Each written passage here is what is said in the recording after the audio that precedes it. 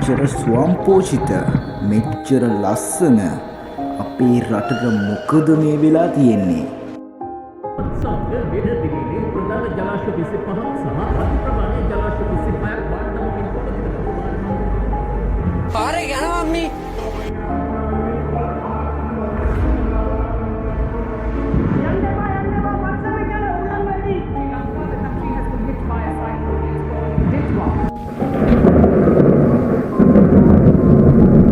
සමහරක් මිනිස්සුන්ගේ නොදැනුවත්කම නිසා වෙන්න පුළුවන්.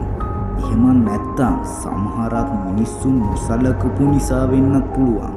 එහෙම නැත්තම් සමහරක් මිනිස්සු ජීවිතේට ගම් වතුරක් දැකලා නෑ වගේ ගම් වතුරේ පීනන්න ගියපු නිසා වෙන්න පුළුවන්. මෙච්චර මේ අකරතැබ්බයක් උනේ.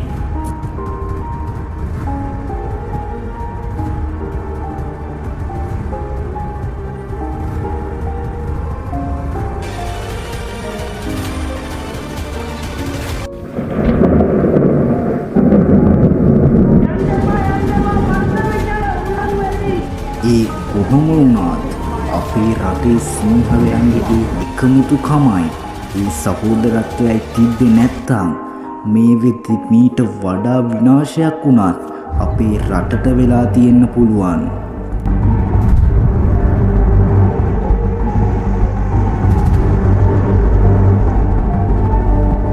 පස් කඳුවලට යට වුණු අපේ සහෝදරයෝ දැක්කම නොදැනීම ඇස්වලට කඳුළු ආවේ අපි හැමෝගෙම ඇඟේ දුවන්නේ එකම ලේ නිසා වෙන්නේ නැති.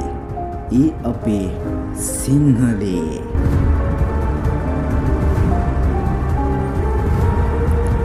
හැබැයි මේ තියෙන සහෝදරත්වය විපතකදී විතරක් නෙමෙයි දිගටම තිබ්බනම් මේ රට මීට වඩා ගොඩ ගන්න අපි හැමෝටම පුළුවන් වෙයි.